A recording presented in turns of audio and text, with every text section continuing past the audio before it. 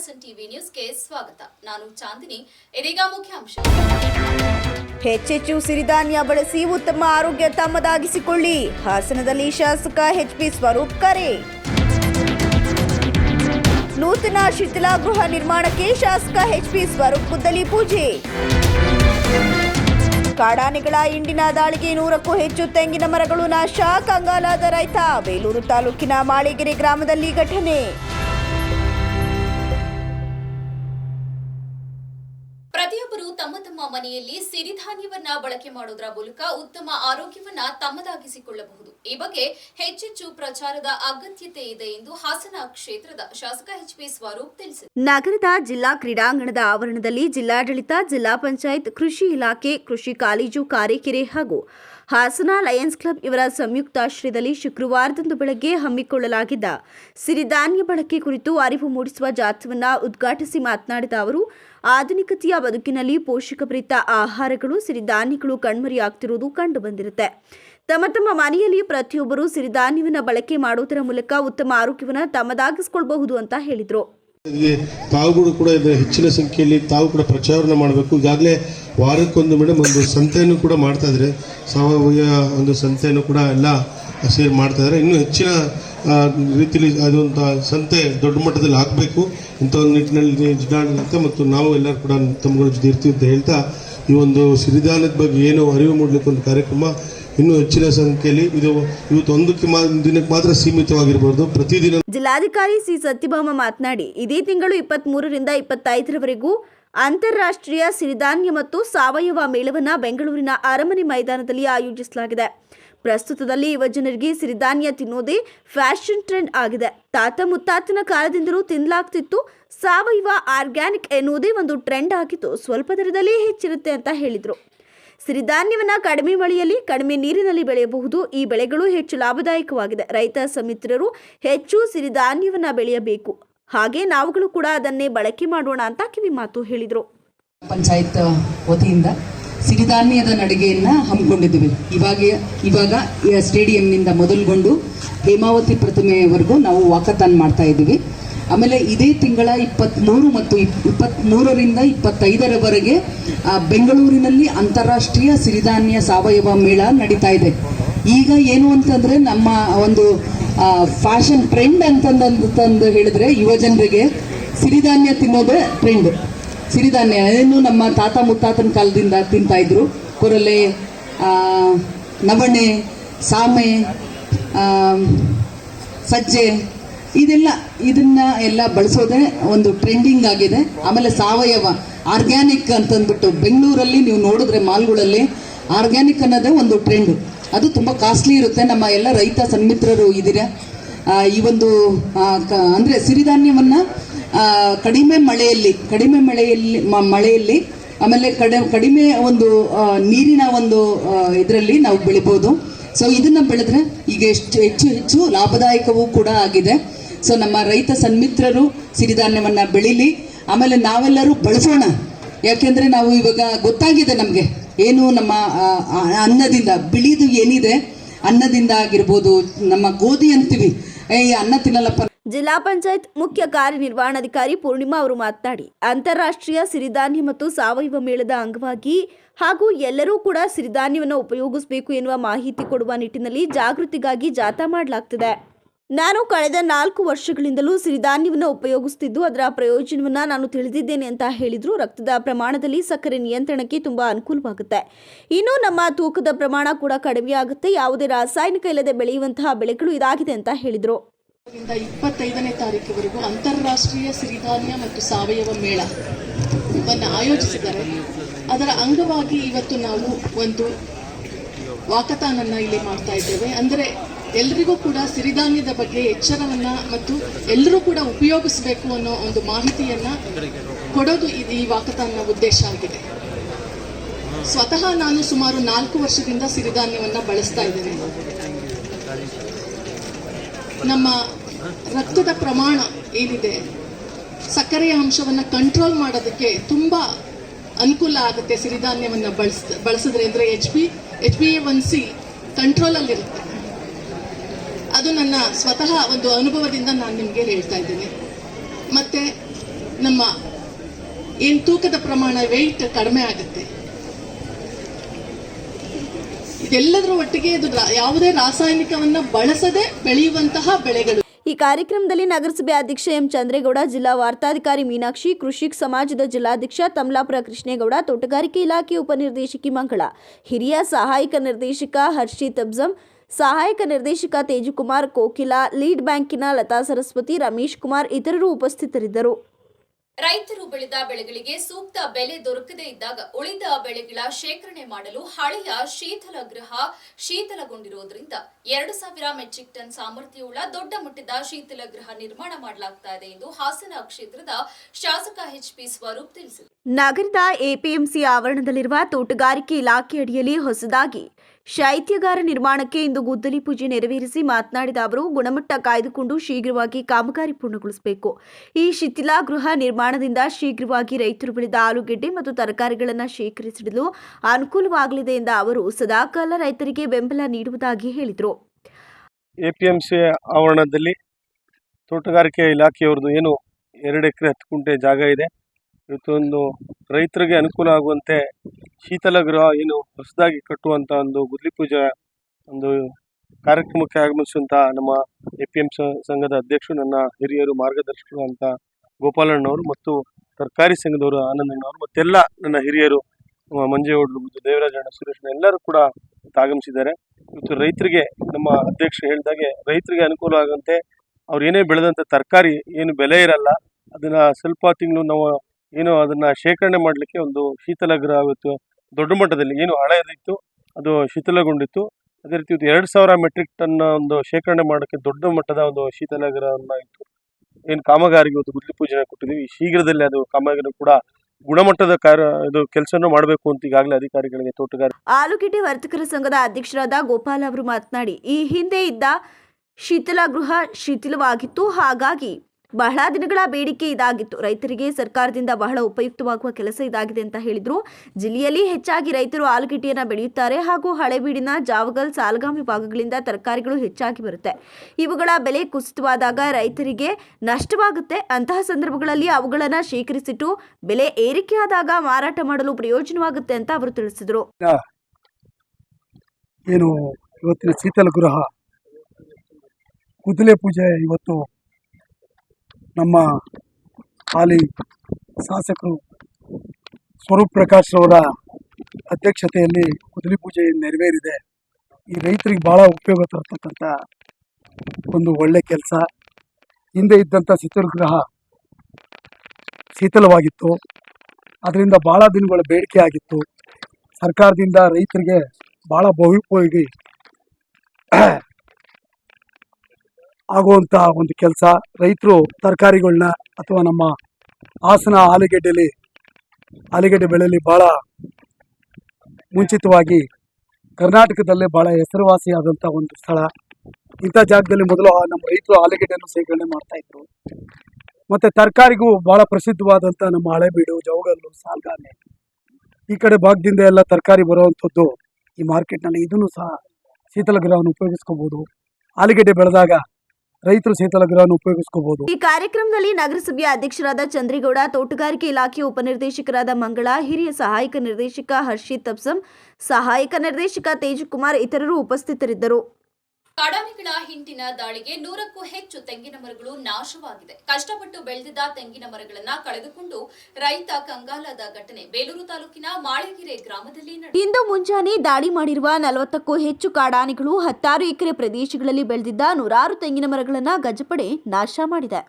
ಗ್ರಾಮದ ಗಿರೀಶ್ ಎಂಬುವವರು ತಮ್ಮ ಜಮೀನಿನಲ್ಲಿ ಬೆಳೆದಿದ್ದ ತೆಂಗಿನ ಮರಗಳು ಕಳೆದ 1 ತಿಂಗಳ ಹಿಂದೆ 100ಕ್ಕೂ ಹೆಚ್ಚು ತೆಂಗಿನ ಮರಗಳನ್ನು ನಾಶ ಮಾಡಿದ್ದ ಕಾಡಾನೆಗಳು ಪುನಃ ಇಂದು ಮುಂಜಾನೆ ದಾಳಿ ಮಾಡಿದೆ.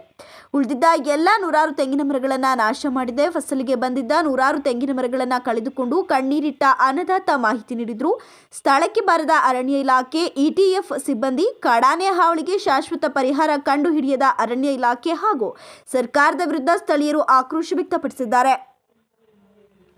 ಗೊಂದಲಗಳನ್ನ ಬಗೆಹರಿಸಿ ಈ ಸಮುದಾಯಗಳು ಸಮಾನ ಹಂಚಿಕೆ ಪಡೆಯಲು ಮತ್ತೊಂದು ಗಣತಿ ಅನಿವಾರ್ಯವಿದ್ದು ಮೂಲ ಜಾತಿಗಳಿಂದ ದತ್ತಾಂಶವನ್ನ ಜಾರಿ ಮಾಡುವಂತೆ ಆಗ್ರಹಿಸಿ ಜನವರಿ 28ರಂದು ಹಾಸನ ಜಿಲ್ಲಾಧಿಕಾರಿ ಕಚೇರಿ ಮುಂದೆ ಪ್ರತಿಭಟನೆ ಮಾಡುವುದಾಗಿ ಮಾದಿಗ ದಂಡೋರ ಜಿಲ್ಲಾಧ್ಯಕ್ಷ ಟಿಆರ್ ವಿಜಯಕುಮಾರ್ ತಿಳಿಸಿದರು. ಪತ್ರಿಕಾಗೋಷ್ಠಿಯಲ್ಲಿ ಶುಕ್ರವಾರ ಮಾತನಾಡಿದ ಅವರು 2024 ಆಗಸ್ಟ್ 1ರಂದು ಪರಿಶಿಷ್ಟ ಜಾತಿಗಳಿಗೆ ಒಳ ಮೀಸಲಾತಿ ಕಲ್ಪಿಸುವ ಅಧಿಕಾರ ರಾಜ್ಯ ಸರ್ಕಾರಗಳಿಗೆ ಇದೆಯಂತ ಸುಪ್ರೀಂ ಕೋರ್ಟ್ ತೀರ್ಪು ನೀಡಿದ ಹಿನ್ನೆಲೆಯಲ್ಲಿ ಕರ್ನಾಟಕ ರಾಜ್ಯ ಸರ್ಕಾರ ಕೂಡ ಉಚ್ಚ ನ್ಯಾಯಾಲಯದ ನಿವೃತ್ತ ನ್ಯಾಯಮೂರ್ತಿ ನಾಗಮೋಹನ್ ದಾಸ್ ಅವರ ನೇತೃತ್ವದಲ್ಲಿ ಒಂದು ಏಕಸದಸ್ಯ ಆಯೋಗವನ್ನು ರಚಿಸಿರುವ ಹಿನ್ನೆಲೆಯಲ್ಲಿ ಸದರಿ ಆಯೋಗವು 2025ರ ಜನವರಿ 1ರಿಂದ ಕಾರ್ಯಪ್ರವೃತ್ತರಾಗಿರುವುದಕ್ಕೆ ಈ ಆಯೋಗದ ನ್ಯಾಯಮೂರ್ತಿಗಳಿಗೆ ಮಾದಿಗ ದಂಡೋರ ಮತ್ತು ಮಾದಿಗ ಮೀಸಲಾತಿ ಹೋರಾಟ ಸಮಿತಿ ಅಭಿನಂದನೆಯನ್ನು ಸಲ್ಲಿಸುತ್ತೆ ಅಂತ ಹೇಳಿದರು. ಈ ಆಯೋಗವು 10/1/2025ರಿಂದ ಪ್ರಾರಂಭವಾಗಿ 2 ತಿಂಗಳುಗಳ ಕಾಲ ಕಾರ್ಯನಿರ್ವಹಿಸುತ್ತಿದ್ದು ಆಯೋಗವು ಕಾರ್ಯನಿರ್ವಹಿಸಲಿರುವ ಈ ಸಂದರ್ಭದಲ್ಲಿ ಆಯೋಗವು ಈಗಾಗಲೇ ಅನುಬಂಧ ABCD ಗುಂಪುಗಳಲ್ಲಿ 2021ರಿಂದ 2024ರವರೆಗಿನ 3 ವರ್ಷಗಳಿಗೆ ಸಂಬಂಧ ಕೆಲವೊಂದು ದತ್ತಾಂಶಗಳನ್ನು 101 ಪರಿಶಿಷ್ಟ ಜಾತಿಗೆ ಸೇರಿದ ಉಪಜಾತಿಗಳನ್ನು ಒಳಗೊಂಡು ದತ್ತಾಂಶಗಳನ್ನು ಸಂಗ್ರಹಿಸಲು ಸರ್ಕಾರಿ ಅನುದಾನಿತಕ್ಕೆ ಸಂಬಂಧಿಸಿದ 39 ಇಲಾಖೆಗಳು ನಿಗಮ ಮಂಡಳಿಗಳನ್ನು ಒಳಗೊಂಡಂತೆ ಸರ್ಕಾರದ ಪ್ರಧಾನ ಕಾರ್ಯದರ್ಶಿಗಳು ಮತ್ತು ಸರ್ಕಾರದ ಕಾರ್ಯದರ್ಶಿಗಳಿಗೆ ಸದರಿ ದತ್ತಾಂಶವನ್ನು ಸಂಗ್ರಹಿಸಲು ಸೂಚನೆ ನೀಡಿದೆ ಅಂತ ಹೇಳಿದರು. ಇದು ಸರಿ ಇಲ್ಲ, ಅವೈಜ್ಞಾನಿಕವಾಗಿದೆ ಅಂತಕ್ಕಂಥ ಮಾತನ್ನು ಹೇಳ್ತಾ ಈಗಾಗಲೇ ಒಂದು ವಿರೋಧವನ್ನು ಕೂಡ ವ್ಯಕ್ತಪಡಿಸಿದ್ದಾರೆ. ಈ ನಿಟ್ಟಿನಲ್ಲಿ ನಾವು ಮನವಿ ಮಾಡ್ತಾ ಇದ್ದೇವೆ. 17 ಏನು ಈಗ ವಿಜಯಪುರ, ಚಿತ್ರದುರ್ಗ, ತುಮಕೂರು, ಶಿವಮೊಗ್ಗ ಈ ಭಾಗಗಳಲ್ಲಿ ಒಂದು ಸಮಸ್ಯೆ ಇದೆ. ಅಂದ್ರೆ ಆದಿ ಕರ್ನಾಟಕ ಮತ್ತು ಆದಿ ದ್ರಾವಿಡದ ಸಮಸ್ಯೆ ಇದೆ. ನಾನು ಮಾನ್ಯ ನ್ಯಾಯಮೂರ್ತಿಗಳಲ್ಲಿ ಆಯೋಗದಲ್ಲಿ ಮನವಿ ಮಾಡ್ಕೊಳ್ಳೋದೇನು ಅಂತಂದ್ರೆ ಮೈಸೂರು ಭಾಗದಲ್ಲಿ ಬರ್ತಕ್ಕಂಥ ಆದಿ ದ್ರಾವಿಡ ಅಂತ ಹೆಸರು ಹೇಳ್ತಕ್ಕಂಥ ಅಂತವ್ರಿಗೆ ಮಾದಿಗ ಅಂತಾನೆ ಮಾದಿಗ ಅಂತಾನೆ ಸರ್ಕಾರ ಮತ್ತೆ ನಾವೆಲ್ಲ ಕೂಡ ಸರ್ಟಿಫಿಕೇಟ್ ಹಂಗೇನೆ ಕೂಡ ಇದೆ. ಅದೇ ರೀತಿಯಾಗಿ ಏನು ಆದಿ ಕರ್ನಾಟಕ ಅಂತವ್ರಿಗೆ ವಲಯ ಅಂತಕ್ಕಂಥ ಸರ್ಟಿಫಿಕೇಟ್ ಇದೆ. ಇಲ್ಲಿ ಒಂದು ಸಮಸ್ಯೆ ಏನಾಗಿದೆ ಅಂದ್ರೆ ಉದಾಹರಣೆಗೆ ನೀವು ಹಾಸನ ಜಿಲ್ಲೆನಲ್ಲಿ ತಗೊಳ್ಳಿ. ಹಾಸನ ಜಿಲ್ಲೆನಲ್ಲಿ ನಾವು ಈ 8 ತಾಲೂಕಿನಲ್ಲಿ ನೋಡ್ತಾ ಹೋದ್ರೆ ಅರಸೀಕೆರೆ ತಾಲೂಕಿನಲ್ಲಿ ಸುಮಾರು 26,000 ಮತದಾರರಿದ್ದಾರೆ ಮಾದಿಗ ಸಮುದಾಯದವರು. ಅಲ್ಲಿ ಏಕೆ ಆಗಿದೆ, ಅವರು ಕೂಡ ಮಾದಿಗ ಸಮುದಾಯಕ್ಕೆ ಸೇರಿದಂತವ್ರು, ಬಟ್ ಅಲ್ಲಿ ಏನಾಗಿದೆ ಏಕೆ ಆಗಿದೆ. ಉಳಿದಂತೆ ಇಲ್ಲಿ ಇದೇ ಏಕೆ ಸೇರ್ತಕ್ಕಂಥವ್ರು ಎಲ್ಲರೂ ಕೂಡ ವಲಯರಾಗಿದ್ದಾರೆ. ಇಲ್ಲಿ ನಮಗೆ ಆದಿ ದ್ರಾವಿಡರಿಗೆ ಇಲ್ಲಿ ಮಾದಿಗ ಅಂತ ಕರೀತಾರೆ, ಅದೇ ಅರಸೀಕೆರೆಯಲ್ಲಿ ಆದಿ ಕರ್ನಾಟಕದವ್ರಿಗೆ ಮಾದಿಗ ಅಂತ ಕರೀತಾರೆ. ಹಂಗಾಗಿ ನಾನು ಸರ್ಕಾರ ಮತ್ತೆ ಆಯೋಗದಲ್ಲಿ ಮನವಿ ಮಾಡ್ತಾ ಇದ್ದೇವೆ, ದಯಮಾಡಿ ಏಕೆ ಮತ್ತೆ ಏಡಿಗಳನ್ನ. ಈ ಪತ್ರಿಕಾಗೋಷ್ಠಿಯಲ್ಲಿ ಮಾದಿಗ ದಂಡೋರ ಗೌರವಾಧ್ಯಕ್ಷ ಲಕ್ಷ್ಮಯ್ಯ, ರಾಜ್ಯ ಕಾರ್ಯದರ್ಶಿ ಇಂದ್ರೇಶ್ ಜಾವಗಲ್, ಜಿಲ್ಲಾಧ್ಯಕ್ಷ ಸಿ ರಮೇಶ್, ಮುಖಂಡ ಸತೀಶ್, ಪ್ರವೀಣ್, ಹೇಮಂತ್ ಇತರರು ಉಪಸ್ಥಿತರಿದ್ದರು. ಪ್ರತಿನಿತ್ಯ 1 ಗಂಟೆಗಳ ಕಾಲ ಆಟವಾಡಿದ್ರೆ ನಮ್ಮ ಆರೋಗ್ಯ ಜೀವನ ಬಹಳ ಚೆನ್ನಾಗಿರ್ತದೆ ಹಾಗೂ ಆರೋಗ್ಯವೇ ಭಾಗ್ಯ. ಕ್ರೀಡೆಗೆ ಮಹತ್ವವನ್ನ ನೀಡಬೇಕು ಎಂದು ಹಾಸನದಲ್ಲಿ ಅಂತಾರಾಷ್ಟ್ರೀಯ ಚೆಸ್ ಫೆಡರೇಷನ್ ಆಫ್ ಇಂಡಿಯಾ ತೀರ್ಪುಗಾರ ಸಲೀಂ ಬೇಗ್ ವಿದ್ಯಾರ್ಥಿಗಳಿಗೆ ಕರೆಯನ್ನ ನೀಡಿದರು. ನಗರದ ಜಿಲ್ಲಾ ಕ್ರೀಡಾಂಗಣದಲ್ಲಿ ಶುಕ್ರವಾರದಂದು ಬೆಳಗ್ಗೆ ಹಮ್ಮಿಕೊಳ್ಳಲಾಗಿದ್ದ ವಾರ್ಷಿಕ ಕ್ರೀಡಾಕೂಟವನ್ನು ಉದ್ಘಾಟಿಸಿ ಮಾತನಾಡಿದ ಅವರು, ನಾವು ಆರೋಗ್ಯವಾಗಿದ್ರೆ ಮಾತ್ರ ಏನಾದರೂ ಸಾಧನೆ ಮಾಡೋಕೆ ಸಾಧ್ಯ. ಎಲ್ಲರಿಗೂ ಆರೋಗ್ಯ ಅಗತ್ಯವಾಗಿದೆ. ಪ್ರತಿನಿತ್ಯ 1 ಗಂಟೆಗಳ ಕಾಲ ಆಟವಾಡಿದರೆ ನಮ್ಮ ಆರೋಗ್ಯ ಜೀವನ ಬಹಳ ಚೆನ್ನಾಗಿರುತ್ತೆ ಮತ್ತು ನಮ್ಮ ದೇಶ ಸದೃಢವಾಗುತ್ತೆ. ಪ್ರಸ್ತುತದಲ್ಲಿ ನಮ್ಮ ಸೈಕಾಲಜಿ ಯಾವ ರೀತಿ ಇದೆ ಅಂದರೆ ನಾವು ಯಾವುದಕ್ಕೂ ಬೇಗ ತೀರ್ಮಾನ ತೆಗೆದುಕೊಳ್ತೇವೆ. ಆದರೆ ಒಬ್ಬ ಕ್ರೀಡಾಪಟು ದಿನ ಸೋಲುತ್ತಾನೆ, ದಿನ ಗೆಲ್ಲುತ್ತಾನೆ, ಮುಂದೆ ಇನ್ನಷ್ಟು ತರಬೇತಿ ಪಡೆದುಕೊಂಡು ಮುಂದೆ ಬರ್ತಾನೆ. ಕ್ರೀಡಾಪಟು ಆರೋಗ್ಯಕರವಾಗಿರ್ತಾನೆ, ಯಾವುದೇ ವಿಚಾರ ಆಗಿರಲಿ ದುಡ್ಕೋದಿಲ್ಲ, ಹಾಗೆ ಕೆಟ್ಟ ದಾರಿಯನ್ನ ಅಷ್ಟು ಬೇಗ ಹಿಡಿಯಲು ಹೋಗೋದಿಲ್ಲ ಅಂತ ತಿಳಿಸಿದರು. ಉದ್ದೇಶ ಏನಂದ್ರೆ ಮಕ್ಕಳಲ್ಲಿ ಇರ್ತಕ್ಕಂಥ ಸುಪ್ತ ಪ್ರತಿಭೆಯನ್ನು ಹೊರತೆಗೆಯಲಿಕ್ಕೆ ಈ ಒಂದು ಆಚರಣೆಯನ್ನು ಮಾಡ್ತಾರೆ. ಜೊತೆಗೆ ಮುಂದೆ ಆ ಮಕ್ಕಳಿಗೆ ಯಾವ ಮಗು ಕ್ರೀಡಾಕೂಟದಲ್ಲಿ ಅತ್ಯುನ್ನತ ಸ್ಥಾನವನ್ನು ಪಡೆಯುತ್ತಾನೆ, ಜೊತೆಗೆ ಆ ಕ್ರೀಡಾಪಟುವಿಗೆ ಮುಂದೆ ಯಾವ ರೀತಿ ತರಬೇತಿಯನ್ನು ನೀಡಬೇಕು ಅನ್ನೋದು, ಜೊತೆಗೆ ಹಾಗೆಯೇ ಸಾಂಸ್ಕೃತಿಕ ಕಾರ್ಯಕ್ರಮಗಳನ್ನು ಸಹ ಶಾಲೆಗಳಲ್ಲಿ ನಡೆಸ್ತಾರೆ. ಆ ಒಂದು ಕಲ್ಚರಲ್ ಪ್ರೋಗ್ರಾಮ್ನಲ್ಲಿ ಯಾವ ಮಗು ಉತ್ತಮ ಪರ್ಫಾರ್ಮೆನ್ಸನ್ನು ನೀಡ್ತಾರೆ ಅನ್ನೋದನ್ನು ಹೊರತೆಗೆಯಲಿಕ್ಕೆ ಈ ಒಂದು ಕಾರ್ಯಕ್ರಮವನ್ನು ನಾವು ಎವ್ರಿ ಇಯರ್ ಎಲ್ಲ ಶಾಲೆಗಳಲ್ಲೂ ಸಹ ಈ ಒಂದು ಕ್ರೀಡಾ ಹಬ್ಬ ಮತ್ತು ಸಾಂಸ್ಕೃತಿಕ ಹಬ್ಬಗಳನ್ನು ಮಾಡಿ ಮಕ್ಕಳಲ್ಲಿ ಅಡಗಿರ್ತಕ್ಕಂಥ ಸುಪ್ತ ಪ್ರತಿಭೆಯನ್ನು ನಡೆಸಲಿಕ್ಕೆ ಒಂದು ವೇದಿಕೆಯನ್ನು ರೂಪಿಸ್ತಕ್ಕಂಥದ್ದು ನಮ್ಮ ಶಿಕ್ಷಣ ಇಲಾಖೆಯ ಒಂದು ಆದ್ಯ ಕರ್ತವ್ಯವಾಗಿರ್ತದೆ. ಹಾಗೆಯೇ ಈ ಒಂದು ಜಿಲ್ಲಾ ದೈಹಿಕ ಅಧಿಕಾರಿ ಮಹದೇವ್ ಮಾತನಾಡಿ, ಮಕ್ಕಳಲ್ಲಿ ಇರುವ ಸೂಕ್ತ ಪ್ರತಿಭೆಯನ್ನ ಹೊರತರಲು ಈ ಕ್ರೀಡಾಕೂಟ ಕಾರ್ಯಕ್ರಮ ಉತ್ತಮವಾಗಿದೆ. ಯಾವ ಕ್ರೀಡಾಪಟು ಅತ್ಯುನ್ನತ ಸ್ಥಾನ ಪಡೆಯುತ್ತಾನೆ ಹಾಗೂ ಮುಂದೆ ಆತನಿಗೆ ಯಾವ ರೀತಿ ತರಬೇತಿ ನೀಡಬೇಕು ಬಗ್ಗೆ ತಿಳಿಸಲಾಗುತ್ತೆ. ಸಾಂಸ್ಕೃತಿಕ ಕಾರ್ಯಕ್ರಮದಲ್ಲಿ ಯಾವ ಮಗು ಉತ್ತಮ ಪ್ರದರ್ಶನ ನೀಡುತ್ತೆ ಬಗ್ಗೆ ಪ್ರತಿಭೆ ಹೊರ ತೆಗೆಯುವುದಕ್ಕೆ ಇಂತಹ ಕಾರ್ಯಕ್ರಮವನ್ನು ಆಯೋಜನೆ ಮಾಡಲಾಗಿದೆ ಅಂತ ಇದೇ ವೇಳೆ ನೆನಪಿಸಿದರು. 798 ಇದೇ ತರ ಪರ್ಸೆಂಟೇಜಸ್ ಅನ್ನ ಎಲ್ಲರ ಮಕ್ಕಳು ಬಾಯಲ್ಲಿ ಕೇಳ್ತಾ ಇದೀವಿ. ಅವ್ರು ಎಷ್ಟು ಫಿಸಿಕಲಿ ಫಿಟ್ ಇದ್ದಾರೆ. ಸುಮ್ಮನೆ ಸ್ಟೇಜ್ ಸಿಕ್ಕಾಗ ನಾವು ಮಾತಾಡ್ತೀವಿ, sound mind in a sound body ಇರಬೇಕು, all work and no play makes Jack a dull boy ಅಂತೇಳಿ ಎಲ್ಲ ಗಾದೆ ಮಾತು ಹೇಳ್ತೀವಿ. ಒನ್ಸ್ ಸ್ಟೇಜ್ ಕಾರ್ಯಕ್ರಮ ಮುಗಿದೋಗ್ಬಿಟ್ಮೇಲೆ we are very much focused towards the results. ಬರೀ ಅಕಾಡೆಮಿಕ್ಸ್ ಮಾತ್ರ ನೋಡ್ತೀವಿ. ಇದು ನಮ್ಮ ಜೀವನ. ನಾವು ಆರೋಗ್ಯವಾಗಿದ್ದರೆ ಮಾತ್ರ ಏನಾದರೂ ಸಾಧನೆ ಮಾಡ್ಲಿಕ್ಕೆ ಸಾಧ್ಯ. ಏನಾದರೂ ಮಾಡಬೇಕಂದ್ರೆ ಆರೋಗ್ಯ ಬೇಕು. ಯಾರಿಗೆ ಬೇಕು ಆರೋಗ್ಯ? ಎಲ್ರಿಗೂ ಬೇಕಾಗಿದೆ ಆರೋಗ್ಯ. ಡಾಕ್ಟರ್ಗೂ ಆರೋಗ್ಯ ಬೇಕು, ಇಂಜಿನಿಯರ್ಗೂ ಆರೋಗ್ಯ ಬೇಕು, ಟೀಚರ್ಗೂ ಆರೋಗ್ಯ ಬೇಕು. ಪ್ರಪಂಚದಲ್ಲಿ ಇರೋಂಥ ಎಲ್ಲ ಒಂದು ಜೀವಿಗಳಿಗೆ ಆರೋಗ್ಯ ಬೇಕು. ಅದಕ್ಕಾಗಿ ಸಪರೇಟಾಗಿ ನಾವೇನು ಸ್ಪೆಷಲ್ ಆಗಿ ಸೆಷನ್ ಕೋಚ್ ಮಾಡೋ ಅವಶ್ಯಕತೆ ಇಲ್ಲ. ನಾವೆಲ್ಲಾದರೂ ಒಂದು ದಿನಕ್ಕೆ 1 ಗಂಟೆ ಅಷ್ಟು ಕಾಲ ನಾವು ಆಟ ಆಡಿದ್ರೆ ಅಥವಾ ಯಾವುದಾದ್ರೂ ಒಂದು ಸ್ಪೋರ್ಟಿಂಗ್ ಆ್ಯಕ್ಟಿವಿಟಿಯಲ್ಲಿ ನಾವು ನಮ್ಮನ್ನು ಇನ್ವಾಲ್ವ್ ಮಾಡ್ಕೊಂಡಿದ್ರೆ ನಮ್ಮ ಜೀವನ ಭಾಳ ಚೆನ್ನಾಗಿರುತ್ತೆ. ನಮ್ಮ ದೇಶ ಸದೃಢವಾಗುತ್ತೆ. ಇವತ್ತು ನಮ್ಮ ಸೈಕಾಲಜಿ, ನಮ್ಮ ಮೈಂಡ್ ಯಾವ ಥರ ಇದೆ ಅಂತಂದರೆ, ನಾವು ಯಾವುದಕ್ಕೂ ಬಹಳ ಬೇಗ ತೀರ್ಮಾನವನ್ನು ತಗೊಂಡ್ಬಿಡ್ತೀವಿ. ನೆಗೆಟಿವ್ ಆಸ್ಪೆಕ್ಟ್ಸನ್ನು ಜಾಸ್ತಿ ನೋಡ್ತೀವಿ. ಅದೇ ಒಬ್ಬ ಸ್ಪೋರ್ಟ್ಸ್ ಮ್ಯಾನ್ ದಿನ ಸೋಲ್ತಾನೆ, ದಿನ ಗೆಲ್ತಾನೆ, ಮತ್ತೆ ನೆಕ್ಸ್ಟ್ ದಿನ ಮತ್ತೆ ನಾನು ಇನ್ನೊಂದು ಬೇರೆ ಪ್ಲಾನ್ ಮಾಡ್ಕೊಂಡು ಬರ್ತೀನಿ, ಸ್ವಲ್ಪ ಎಕ್ಸ್ಟ್ರಾ ಪ್ರಾಕ್ಟೀಸ್ ಮಾಡ್ಕೊಂಡು ಬರ್ತೀನಿ ಅಂಥೇಳಿ ಬರ್ತಾನೆ. ಹಾಗಾಗಿ sports man is mentally fit. ಅವನು ಅಷ್ಟು ಬೇಗ ದುಡ್ಕಲ್ಲ, ಅವನು ಕೆಟ್ಟ ದಾರಿನ ಅಷ್ಟು ಬೇಗ ಹಿಡಿಯೋಕ್ಕೆ ಹೋಗಲ್ಲ. ಅಥವಾ ಇವತ್ತು ನಾವು ಸುಸೈಡ್ ಸಿಂಡ್ರಮ್ ನೋಡ್ತಾ ಇದ್ದೀವಿ ಮಕ್ಕಳಲ್ಲಿ. 1% ಕಡಿಮೆ ಆಯಿತು, ನನಗೆ ಸೀಟ್ ಸಿಕ್ಕಿಲ್ಲ, ನನಗೆ ಬೇಕಾಗಿರೋಂಥ ಕಾಲೇಜಲ್ಲಿ ಸೀಟ್ ಸಿಕ್ಕಿಲ್ಲ ಅಂದಿದ ತಕ್ಷಣ ಎಕ್ಸ್ಟ್ರೀಮ್ ಸ್ಟೆಪ್ಸನ್ನು ತಗೊಳ್ತಾರೆ. ಅದೇ ಸ್ಪೋರ್ಟ್ಸ್ ಮ್ಯಾನ್ ಆ ಥರ ಮಾಡಲ್ಲ. ಹಾಗಾಗಿ ನಮಗೆ ಸ್ಪೋರ್ಟ್ಸ್ ಅಗತ್ಯ ಇದೆ. ಪೋಷಕರು, ಸರ್ಕಾರದ ವತಿಯಿಂದ ಇನ್ಯಾರ್ಯಾರು ಅಧಿಕಾರಿಗಳಿದ್ದಾರೆ ಎಲ್ರಿಗೂ ಮನವಿ ಏನಪ್ಪ ಅಂತಂದರೆ, ದಯವಿಟ್ಟು ಸ್ಪೋರ್ಟ್ಸಿಗೆ ಪ್ರಾಮುಖ್ಯತೆ ಕೊಡಿ. ಇವತ್ತು ನಮಗೆ ಆರೋಗ್ಯನೇ ಇಲ್ಲ ಅಂತಂದ್ರೆ ನಾವು ಏನೂ ಮಾಡ್ಲಿಕ್ಕೆ ಸಾಧ್ಯ ಇಲ್ಲ. ನಾವು ಏನು ಡಿಗ್ರೀಸ್ ತಗೊಂಡು, ಏನು ಪರ್ಸೆಂಟೇಜ್ ಜಾಸ್ತಿ ತಗೊಂಡು, ಏನು ಅಮೆರಿಕಾಗೆ ಹೋಗ್ತೀವಿ, ಅಲ್ಲಿ ಹೋಗ್ತೀವಿ, ಇಲ್ಲಿ ಹೋಗ್ತೀವಿ, ಏನು ಮಾಡ್ಕೊಂಡ್ರೆ. ಎಲೈಟ್ ಶಾಲೆ ಕಾರ್ಯದರ್ಶಿ HP ಕಿರಣ್ ಮಾತನಾಡಿ, ಸ್ಟ್ರಾಂಗ್ ಮೈಂಡ್ ಇರಬೇಕೆಂದರೆ ದೈಹಿಕ ಸಾಮರ್ಥ್ಯ ತುಂಬಾ ಅಗತ್ಯ. ಇದರಿಂದಲೇ ಎಲ್ಲವನ್ನ ಸಾಧಿಸೋಕೆ ಸಾಧ್ಯವಾಗುತ್ತೆ. ನಿಮ್ಮ ನಿಜವಾದ ಆಸ್ತಿ ಅಂದರೆ ನಿಮ್ಮ ದೇಹ, ನಿಮ್ಮ ಆರೋಗ್ಯ. ನೀವು ಆರೋಗ್ಯವಾಗಿದ್ದರೆ ಖಂಡಿತ ನೀವು ಎಲ್ಲವನ್ನ ಸಾಧಿಸಬಹುದು. ಮೊದಲು ದೇಹವನ್ನು ಸದೃಢವಾಗಿ ಇಟ್ಕೊಳ್ಬೇಕು ಅಂತ ಕಿವಿ ಮಾತನ್ನ ಹೇಳಿದರು. ನಿಮ್ಮಲ್ಲಿರುವ ಸ್ವಲ್ಪ ಜಾಗದಲ್ಲಿಯೇ ಬೆಳಗಿನ ಜಾವ ದೇಹಕ್ಕೆ ಸ್ವಲ್ಪ ಶ್ರಮ ನೀಡಬೇಕು. ನೀವು ಎಷ್ಟು ಆರೋಗ್ಯಕರವಾಗಿರ್ತೀರಾ ಅಷ್ಟೇ ನಿಮ್ಮ ಮುಂದಿನ ಭವಿಷ್ಯಕ್ಕೆ ಉತ್ತಮವಾಗುತ್ತೆ ಅಂತ ಹೇಳಿದರು. ಮೈಂಡ್ ಇರಬೇಕು ಅಂತಂದ್ರೆ, ಸ್ಟ್ರಾಂಗ್ ಮೈಂಡ್ ಇರಬೇಕು ಅಂತಂದ್ರೆ ಫಿಸಿಕಲ್ ಫಿಟ್ನೆಸ್ ವೆರಿ ಇಂಪಾರ್ಟೆಂಟ್. ನೀವು ಫಿಸಿಕಲ್ ಫಿಟ್ ಇದ್ರೆ ಮಾತ್ರ ಬೇರೆ ಎಲ್ಲಾನು ಸಾಧಿಸಲು ಸಾಧ್ಯವಾಗುತ್ತೆ. ನಿಮ್ಮ ನಿಜವಾದ ಆಸ್ತಿ ಏನು ಗೊತ್ತಾ? ನಿಮ್ಮ ದೇಹ, ನಿಮ್ಮ ಆರೋಗ್ಯ. ನೀವು ಆರೋಗ್ಯವಾಗಿದ್ರೆ ಖಂಡಿತ ನೀವು ಎಲ್ಲಾನು ಸಾಧಿಸ್ಬೋದು. ಅದಕ್ಕೋಸ್ಕರ ಫಸ್ಟ್ ಫಿಸಿಕಲ್ ಫಿಟ್ನೆಸ್ನ, ಫಿಸಿಕಲ್ ಆಕ್ಟಿವಿಟಿನ ದಯವಿಟ್ಟು ಅಳವಡಿಸ್ಕೊಳ್ಳಿ. ಬೆಳಗ್ಗೆ ಎದ್ದು 15. ಈ ಸಂದರ್ಭದಲ್ಲಿ ಮೊದಲು ಕ್ರೀಡಾ ಧ್ವಜಾರೋಹಣ ನಡೆಸಿದರು. ಇದಾದ ನಂತರ ಎಲೈಟ್ ಶಾಲಾ ಮಕ್ಕಳಿಂದ ಸಾಂಸ್ಕೃತಿಕ ಕಾರ್ಯಕ್ರಮ ಜರುಗಿತು. ಕಾರ್ಯಕ್ರಮದಲ್ಲಿ ಎಲೈಟ್ ಶಾಲೆಯ ಅಧ್ಯಕ್ಷೆ ಸ್ವಪ್ನ ಕಿರಣ್, ಪ್ರಾಂಶುಪಾಲೆ ಕ್ರಿಸ್ಟಿನಾ ಇತರರು ಉಪಸ್ಥಿತರಿದ್ದರು. ಹಾಸನ ನಗರದ ಕೆಆರ್ಪುರಂ ಬಳಿ ಇರುವ ವಿಜಯ ಶಾಲಾ ಸಭಾಂಗಣದಲ್ಲಿ ಜನವರಿ 9ರಂದು ಬೆಳಗ್ಗೆ 10:30ಕ್ಕೆ ಭಾರತ ಜ್ಞಾನ ವಿಜ್ಞಾನ ಸಮಿತಿಯಿಂದ ವೈಜ್ಞಾನಿಕ ಮನೋಭಾವ ಮತ್ತು ಪ್ರಜಾಪ್ರಭುತ್ವ ಕುರಿತು 7ನೇ ತಾಲೂಕು ಸಮಾವೇಶ ಹಮ್ಮಿಕೊಳ್ಳಲಾಗಿದೆ ಎಂದು ಸಮಿತಿ ತಾಲೂಕು ಉಪಾಧ್ಯಕ್ಷ ಚಿನೇನಹಳ್ಳಿ ಸ್ವಾಮಿ ತಿಳಿಸಿದರು. ಪತ್ರಿಕಾಗೋಷ್ಠಿಯಲ್ಲಿ ಶುಕ್ರವಾರ ಮಾತನಾಡಿ, ವಿಜ್ಞಾನ ಸಮಿತಿಯು 3 ದಶಕಗಳಿಂದಲೂ ಹೆಸರಾಂತ ವಿಜ್ಞಾನಿ, ಭಾರತ ರತ್ನ ಪ್ರಶಸ್ತಿ, ಮರಕ್ಕೆ ಕರೆ ಮರ ಭಾರತ BSR ರಾವ್ ರವರ ಮಾರ್ಗದರ್ಶನದಲ್ಲಿ ವೈಜ್ಞಾನಿಕ ಮನೋಧರ್ಮವನ್ನು ಬಿತ್ತುವಂತಹ ಚಟುವಟಿಕೆಗಳನ್ನು ನಡೆಸುತ್ತಾ ದೇಶದಾದ್ಯಂತ ಶ್ರಮಿಸುತ್ತದೆ. BGVS ಹಾಸನ ಜಿಲ್ಲೆಯಲ್ಲೂ ಸಹ ಕಳೆದ 30 ವರ್ಷಗಳಿಂದ ಸಾಕ್ಷರತಾ ಆಂದೋಲನ, ಪವಾಡ ರಹಸ್ಯ ಬಯಲು, ಸಂತಸ ಕಲಿಕೆ ಅಚಿನ್ನರ ಮೇಳ, ಮಕ್ಕಳ ಸಾಹಿತ್ಯ ಸಂಭ್ರಮ, ವಿಜ್ಞಾನ ಪಯಣ, ಸಂವಿಧಾನ ಓಡೋ ಪರಿವಾಡ ರಹಸ್ಯ ಬಯಲು, ಸಂಪರಿಸರ, ಖಗೋಳಯಾನದಂತಹ ಚಟುವಟಿಕೆಗಳನ್ನು ನಿರಂತರವಾಗಿ ನಡೆಸಿಕೊಂಡು ಬರ್ತಿದೆ ಅಂತ ಹೇಳಿದರು. ಮತ್ತು ಶುಭೋದಯ. ನಾನು ಚಿನ್ನೇನಹಳ್ಳಿ ಸ್ವಾಮಿ, ಭಾರತ ಜ್ಞಾನ ವಿಜ್ಞಾನ ಸಮಿತಿಯ ತಾಲೂಕು ಉಪಾಧ್ಯಕ್ಷ. ನನ್ನ ಜೊತೆಗಿದ್ದಾರೆ ಅರ್ಜುನ್ ಶೆಟ್ರು, ಭಾರತ ಜ್ಞಾನ ವಿಜ್ಞಾನ ಸಮಿತಿಯ ಸಹ ಕಾರ್ಯದರ್ಶಿಗಳು. ಜೊತೆಗೆ ಧರ್ಮರಾಜ್ ಸರ್ ಇದ್ದಾರೆ. ಇವರು ಕೂಡ ಭಾರತ ಜ್ಞಾನ ವಿಜ್ಞಾನ ಸಮಿತಿಯ ಸದಸ್ಯರು ಮತ್ತು ಹೊಳೆನರಸೀಪುರ ತಾಲೂಕಿನ ಪ್ರಾರಂಭದಲ್ಲಿದ್ದಂತಹ ಸದಸ್ಯರು.